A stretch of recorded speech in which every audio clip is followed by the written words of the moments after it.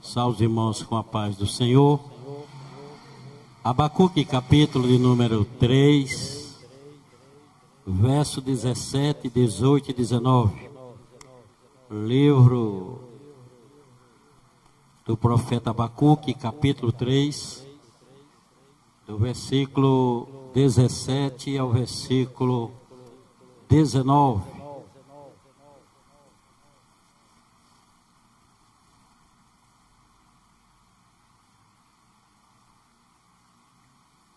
É um livro pequeno, né? Entre os livros do Velho Testamento, às vezes, um pouco dificultoso de encontrar, mas já está aqui no Data Show, aqueles irmãos que não encontraram. Vamos ler. Capítulo 3, do 17 ao 19, diz assim: ainda que a figueira não floresça, nem haja fruto nas vides, ainda que fale o produto da oliveira, e os campos não produzam mantimento, ainda que o rebanho seja exterminado da malhada, e nos currais não haja gado, todavia eu me alegrarei no Senhor, exultarei no Deus da minha salvação. O Senhor, Deus, é a minha força, Ele fará os meus pés como os da coça, me fará andar sobre os lugares altos. Somente até aqui. Os irmãos podem assentar-se. Louvado seja Deus pela sua palavra, que é viva e eficaz, e mais cortante do que qualquer espada de dois gumes, que penetra a divisão de alma e espírito, e de juntas e medulas. O profeta Abacuque, pouco sabemos a respeito desse homem. Biograficamente, sabemos o seu nome, que segundo alguns significa abrasador, abraçador. Cremos que aquele que abraçou-se com Deus, que amava Deus, mas foi comissionado por Deus pouco antes da invasão de Judá, ser invadido por Nabucodonosor e o exército babilônico. E Abacuque era um homem que, apesar de confiar em Deus, ele começa o seu livro mostrando uma perplexidade muito grande, trazendo à mente uma confusão, quem sabe uma aflição, uma angústia diante do quadro que ele presenciava na sua época. Ele começa questionando a Deus: por que clamo eu, Senhor, o Senhor não responde? Porque eu tenho gritado violência e o Senhor não resolve, o Senhor não salva. E Abacuque faz algumas indagações a Deus, faz algumas interrogações. Interrogações essas que muitas vezes são feitas por muitos de nós. Por que eu tenho orado? Por que eu tenho clamado? Por que eu tenho buscado? Por que eu tenho feito assim? Por que eu tenho feito isso? E, como diz popularmente, parece que quanto mais se ora, para não dizer outra palavra, a assombração aparece. E Abacuque parece entrar em choque diante da situação caótica, violenta, injustiça imperava nos seus dias, e ele começa a questionar Deus no primeiro capítulo, e faz algumas perguntas a Deus, dentre elas: por que o mal que causava-se em Judá não era punido? A violência, a injustiça, a perversidade, a soberba. E ele se perde ainda mais quando ele entende que Deus estaria punindo aquela nação através de uma nação mais ímpia do que ela. Porque Deus começa respondendo a Abacuque, dizendo a ele que traria sobre Judá uma nação violenta, uma nação perversa. Levaria sobre Judá os caldeus, os babilônicos, e eles destruiriam, assolariam aquela cidade. Mas os caldeus eram ímpios, os caldeus eram rebeldes, os caldeus não conheciam a Deus, não serviam a Deus. E ele não entendeu como que Deus usaria uma nação ímpia para punir um povo tido e havido como justo, apesar de não estar vivendo uma vida justa. Assim como nós vemos na Bíblia alguns personagens perdidos nessa questão, Asaf diz que os seus pés quase resvalaram, porque ele contemplava a prosperidade do ímpio e via que o ímpio, em alguns aspectos, era mais próspero do que o justo. Salomão chega a dizer que há justo a quem sucede segundo as obras dos ímpios, e há ímpios a quem sucede segundo as obras dos justos. Salomão chega a dizer que viu corpos de homens santos desprezados nas cidades e corpos de homens rebeldes sendo sepultados com honra. Então, esse contraste na vida. E quantas vezes você também não pode ter perguntado assim a Deus? Talvez não de uma maneira falada, mas nos seus pensamentos. Você não tem pensado por que fulano não é crente, o meu vizinho não é crente, o meu patrão não é crente, o meu colega não é crente e parece ter uma vida melhor do que a minha? E esse complexo, essa aflição tem angustiado o seu coração, mas a Bíblia diz que Deus então começa a responder a Abacuque a partir do versículo 5 do primeiro capítulo, e começa a mostrar a ele a razão de tudo aquilo que estava acontecendo. E no capítulo 2, Deus diz a Abacuque: olha, Abacuque, escreve, Abacuque, porque esta visão é para dias distantes, e se apressa para o tempo determinado. Há um tempo determinado para aquilo que eu vou lhe mostrar. Mas não esqueça de uma coisa, Abacuque: não veja o soberbo, a sua alma não é reta nele, mas o justo viverá da fé. Entenda que a vida do justo não deve ser pautada naquilo que ele vê, nos momentos que acontece, nas coisas que ele presencia. A vida dele deve estar pautada na fé, naquilo que ele não vê, mas naquilo que ele crê e naquilo que ele espera. E este é um texto-chave do livro de Abacuque.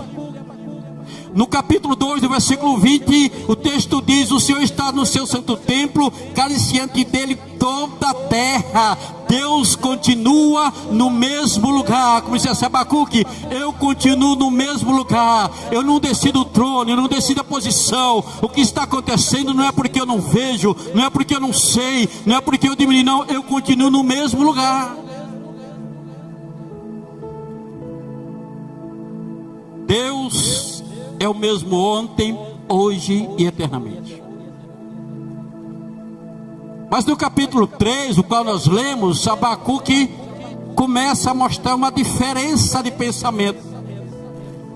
E ele começa a nos trazer uma oração que não é oração, mas é um salmo de louvor a Deus, de glorificação a Deus. E ele começa a dizer: eu ouvi, Senhor, a tua fama. Eu ouvi falar sobre o Senhor. E qual era a fama que Abacuque tinha ouvido de Deus? Qual era a fama que Abacuque entendia sobre Deus? Que este Deus que Abacuque questionou é um Deus soberano, que faz o que quer, quando quer, com quem quer e aonde quer. Entenda, Abacuque, ele disse: eu entendi e eu temi, eu tive pavor quando eu ouvi as declarações sobre o Senhor. Agora eu temi e entendi que o Senhor usa caldeus, o Senhor usa babilônios para julgar judeus, para punir judeus, para massacrar judeus. Agora ele faz um pedido: eu te rogo, Senhor, aviva a tua obra no meio dos anos, Senhor. Apesar do castigo, apesar da aflição, apesar da devastação, não deixa a sua obra se apagar. Aviva ela no decorrer dos anos. É o que nós precisamos, não olhar para as adversidades, mas pedir a Deus que aviva a sua obra em nossos corações, que a nossa alma tenha a chama de um amor pela obra do Senhor. E na tua ira, Senhor, dizia Abacuque, tenha misericórdia.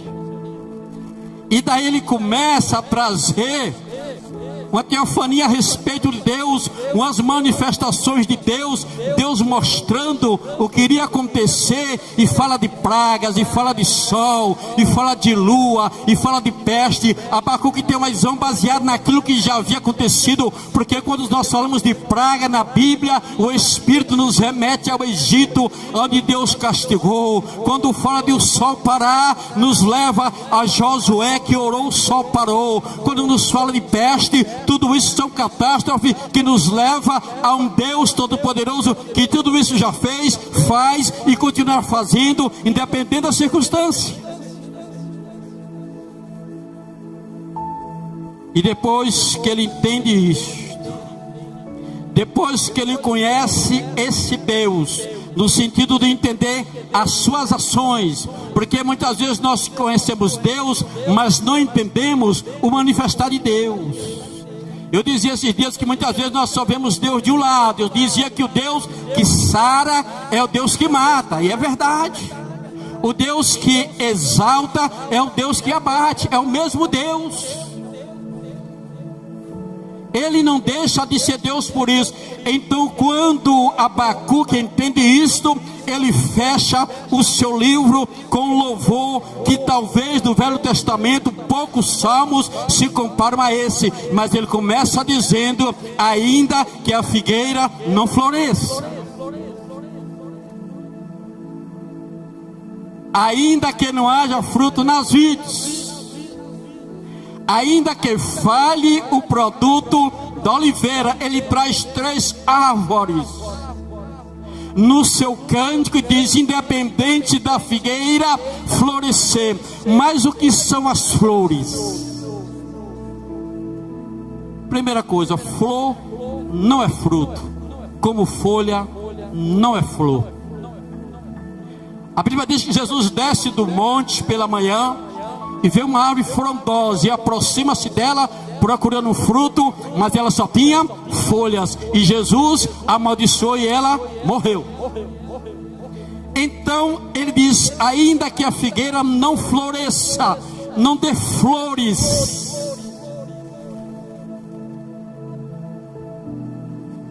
e aí eu quero chamar para o lado desse florescer, porque as flores é uma expectativa, é uma esperança.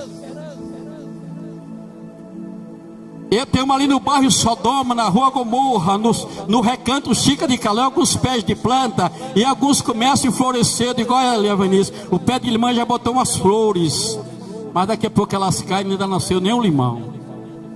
Mas há uma esperança, uma expectativa, porque as flores é uma esperança de fruto. Então o que Abacuque está dizendo é: ainda que não haja esperança, todavia eu me alegrarei no Senhor. Ainda que aos olhos humanos, ainda que a nossa capacidade humana perca a esperança, e isto é possível, pastor? Quando nós lemos o livro de Jó, no capítulo 7, a partir do versículo 4, a Bíblia diz que Jó declara dizendo: eu me deito e pergunto, quando me levantarei? Mas cumprida é a noite, dizia Jó, e eu enfado de envolver-me na cama até o nascer da alva. Porque dizia Jó: a minha carne se cobre de vermes, e a minha pele de torrões do pó da terra. A minha pele se seca e torna a arrebentar-se. A minha vida, os meus dias são mais rápido do que a lançadeira de um tecelão, e passa rapidamente, e os meus dias chegam ao fim sem esperança. Jó já havia perdido a esperança de dormir, porque se eu deito e nem pergunto quando é que eu vou dormir, porque a dor não lhe deixava dormir. Sua pele secava-se e arrebentava. Os seus dias passavam rapidamente e ele não via esperança dizia que os seus dias chegavam ao fim sem esperança. E ele continua dizendo: atenta que eu sou como um sopro, os meus olhos não tornarão mais a ver o bem. Jó havia perdido a esperança nesta vida. Os olhos que agora me vê não me verão mais. Eu vou morrer, não tem jeito, não tem cura, não há saramento. Mas no capítulo 19, versículo 25, ele leva o seu eco para outro patamar, dizendo: é verdade que minha pele está se arrebentando, o sono me faltou, os dias estão contados, estou morrendo, mas eu tenho certeza que o meu Redentor vive e que por fim se levantará sobre a terra. Então, depois de consumir essa minha pele, fora da minha carne, eu verei a Deus. Louvado seja o nome do Senhor, porque na vida secular, no nosso ser, a esperança se acaba, mas há uma esperança em Deus.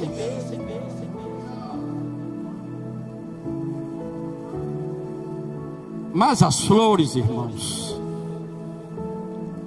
da figueira é algo muito passageiro. Tem um sentido de uma aparência. E quando eu li esse versículo, essa parte A, lembrei-me de Adão. A Bíblia diz que Adão desobedece a Deus, juntamente com a sua mulher Eva, come do fruto que não lhe é ordenado comer. E quando eles comem, os seus olhos se abriram e eles perceberam que estavam nus. Pastor, eles não viu antes? Depois a gente pergunta para ele. E Deus aparece à tardinha no jardim. Eu não costumo dizer que todas as tardes, porque no texto que eu leio nunca diz que é todas as tardes, mas que ele apareceu. E chama Adão. Adão, onde estás? E a Bíblia diz que ele responde: eu ouvi a tua voz e tive medo e me escondi, porque eu estava nu. Mas antes disso, a Bíblia diz que Adão fez aventais de figueira para ele e para Eva. E esses aventais não se cobriram, não, porque ramos de figueira não veste ninguém. Aquilo era só uma aparência de cobertura. É tanto que no final Deus veste Adão e Eva de peles de animais. Figueira é aparência, significa que nós precisamos ter independência das aparências. O mundo que vivemos é cheio de aparências, aparência de rico sendo pobre, aparência de feliz arrasado. A rede social principalmente é tantas mensagens bonitas, tantas declarações, acabado por dentro. Aparência de inteligente sem saber quase nada. Então que Abacuque dizia: olha, independente das aparências, eu me alegro não nas aparências, eu me alegrarei no Senhor. Significa que nós não podemos ficar presos às aparências, mas nos alegrar naquilo que é concreto, que é Deus. Mas diz que a vide também não produzisse fruto, a ligueira era a mesma. Ainda que não haja vide, vide é pé de uva, produz uva, a uva produz o suco faz o vinho. E o que é o vinho, pastor? Eu não vou aqui entrar em detalhes do que deve ou do que não deve. Não vou pegar esse negócio que não é comigo. Mas Davi, no Salmo 104, ele diz: eis que é o Senhor, é o que faz nos vales rebentar nascentes, quer dizer, rios, que corre entre as colunas e dá de beber aos animais do campo. Os asnos monteses ali mata sua sede. Mas também o Senhor é o mesmo Deus que faz brotar a erva para mantimento dos animais, e é o mesmo Deus que faz brotar a verdura para o alimento do homem, e o vinho que alegra a vida. Salmo 104, versículo 14. Salomão, no seu livro de Eclesiastes, ele diz uma coisa: eis que para rir é que se dá banquete, o vinho alegra a vida e por tudo o dinheiro responde. É por isso que para participar de banquete tem que ter comunhão, né? Tem que ter intimidade. A pessoa, você na mesa, você gosta de mocotó, meu filho? Ou não? Gosta não. Feijoada? Mais ou menos. Você num banquete de feijoada, mocotó é comigo isso aí. Sentado ao lado de alguém que não se bate, não dá certo, né? Um banquete diz que é para rir que se dá banquete, até porque barriga cheia faz sorrir. Diz que o vinho alegra a vida. Então o vinho, dentre outras coisas, não é só isso, tem um objetivo de alegrar a vida. Mas é bom entender que é no banquete. Mas a vida não é feita de banquetes. Banquetes é momento. Eu não sei você, lá em casa não está dando para dar banquete nem de mês em mês, o negócio está curto.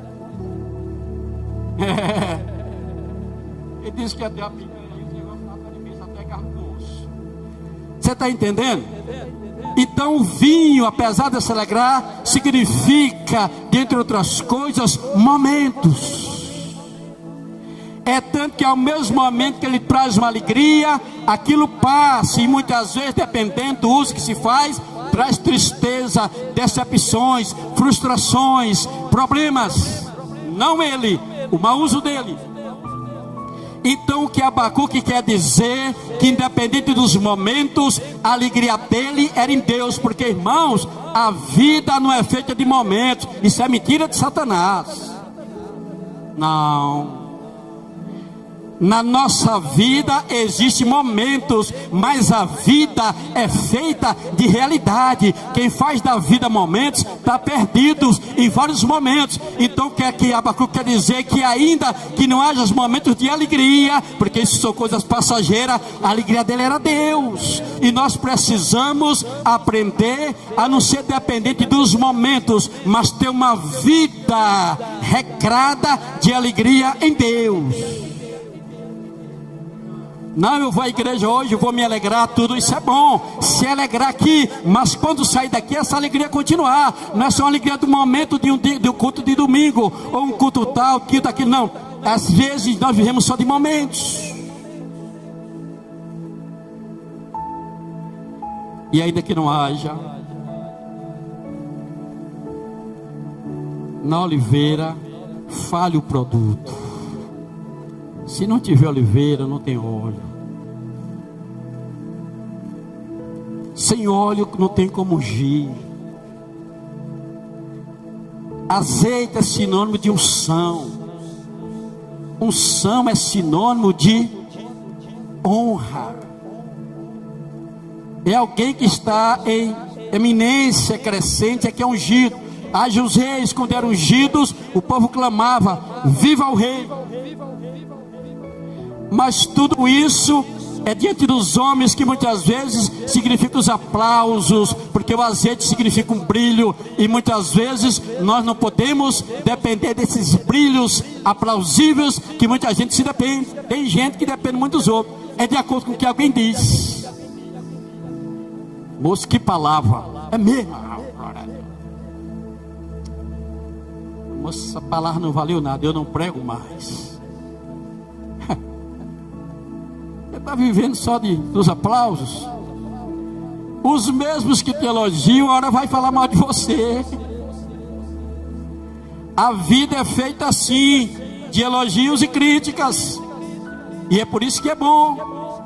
Eu gosto muito, dentro de algumas qualidades de Saul, que a Bíblia diz que quando ele é ungido rei, depois que ele vai para sua casa, alguns homens nobres o acompanham, mas alguns homens, filhos de Belial, disseram: isso aí vai nos defender, aonde que isso vai ser rei? E a Bíblia diz que Saul se fez de surdo. Foi uma das atitudes prudentes de Saul. Tem momentos que nós não podemos ficar apegados àquilo que se dizem. Jesus estava em Jerusalém, e diz a Bíblia que havia uma discussão. Ele é bom, ele é de Deus, ele prega, eles não, ele engana o povo, ele é mentiroso. Então nem Deus agradou a todo mundo. Por isso que ele diz ainda que a figueira não floresça, ainda que não haja uma aparência boa, ainda que não haja momentos deliciosos, ainda que não haja aplausos, todavia eu me alegrarei no Senhor. A verdadeira alegria do salvo não está em um momento, não está numa aparência, não está nos aplausos, está em Deus. Em Deus. O momento é bom, tem momento que é bom, faz parte, mas não podemos fazer disso uma regra. Aí Abacuque entendeu, diz: todavia, quer dizer, independente de qualquer coisa, eu me alegrarei no Senhor, independente se a circunstância não for boa, independente se a terra for devastada, se os caldeus não deixar nem um pé de figueira, nem um pé de oliveira, nem um pé de uva, independente disso, que não haja gado, que não haja ovelha, que tudo acabe. Ele dizia: ainda que tudo acabe, eu vou me alegrar em Deus, porque em Deus há sempre uma razão para nos alegrar. Por isso Paulo dizia que em tudo nós somos atribulados, mas não angustiados excessivamente. Somos perplexos, mas não desesperados. Nós somos perseguidos, mas não somos desamparados. Nós temos um Deus que nos protege. Nós somos abatidos, mas não somos destruídos. E Paulo, tomando consciência disso, ele diz: por isso não desfaleçamos, não desanimemos, mas ainda que o nosso homem exterior se corrompa, se desvaneça, o interior, o homem interno, o homem espiritual se renova cada dia, de manhã em manhã, porque a nossa leve e momentânea tribulação, dizia Paulo, produz para nós, no nosso interior, a tribulação da carne, a tribulação até muitas vezes do corpo, as tribulações da vida, as tribulações do mundo, elas devem prover em nós um peso abundante de glória eterna, quando nós não atentamos para aquilo que vemos, mas para aquilo que não vemos, porque diz Paulo que as coisas visíveis são temporais, mas as invisíveis são eternas. Atente para Deus, atente para Deus, deriva a sua alegria em Deus, porque este Deus é concreto e é nele que nós devemos nos alegrar.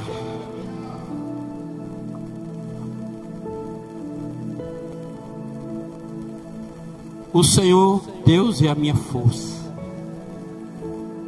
dizia Abacuque, versículo 19: Ele fará os meus pés como os da coça. Confiança, confiança, isso é verdade.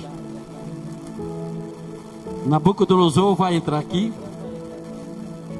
vai destruir a cidade, vai levar cativos, vai matar gente, vai assolar esta nação. Mas Deus, esse Deus que eu creio, é a minha força. Ele é a minha força. Ele fará os meus pés como da coça. Ele firmará os meus pés. Ele firmará a minha vida. Ele me guiará a minha vida na sua vontade. Firmar os pés como a da coça é ter confiança que Deus está com você, aonde os seus pés te levar, por onde você passar, ainda que seja pelo vale da sombra da morte, o Senhor está contigo, te fortalecendo, te consolando, te ajudando, te livrando. Confie nele, espere nele, se alegre nele, se exulte nele, glorifique a Deus, porque é Ele. Davi já dizia: o Senhor é a minha luz e a minha salvação. O Senhor é a minha rocha. Quando os malvados, os meus inimigos, se levantaram contra mim, eles caíram. Eles queriam comer as minhas carnes, mas eles caíram.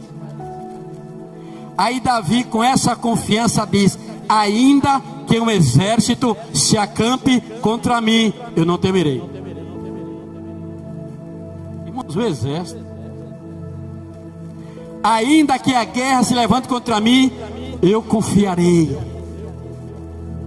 A única coisa que Davi pede nesse Salmo 27, no versículo 4, ele diz: uma coisa eu peço ao Senhor, que me faça morar na casa do Senhor todos os dias da minha vida. Uma coisa eu peço a Deus, que não me deixe me afastar da sua presença, que não me deixe afastar do Senhor, mas que me faça estar sempre diante dele, não por estar, não por uma sobra de tempo, não por uma influência do momento, não pela aparência, não por aquilo que eu possa receber, mas para contemplar a formosura do Senhor, a glória do Senhor, e aprender no seu santo templo. Ele diz: porque uma vez falou Deus, duas vezes tem ouvido isso, que o poder pertence a Deus. É nesse Deus que Abacuque confiava, é nesse Deus que nós temos que confiar, independente se não houver flores, se não houver frutos, se não houver gado, se não houver prosperidade, independente que não haja nada aos nossos olhos, nos alegremos nele, exultemos nele, adoremos a ele, glorificamos a ele, a esse Deus que fez os céus e a terra e que nos fez para o louvor